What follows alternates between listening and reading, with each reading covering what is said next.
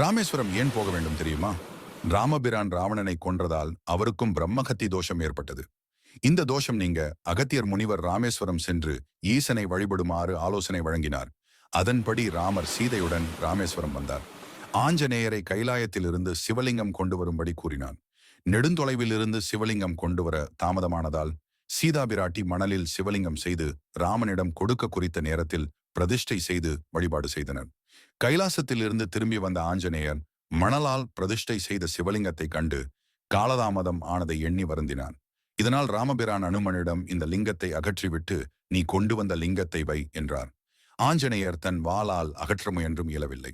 பின் ராமபிரான் இராமலிங்கத்தின் பக்கத்தில் அனுமன் கொண்டு வந்த விசுவலிங்கத்தை பிரதிஷ்டை செய்து இனி அதற்கே பூஜை முதலில் நடைபெறும் என்று ராம்பிரான் உறுதியளித்தார். இதன்படியே இன்றும் வழிபாடு நடைபெறுகிறது.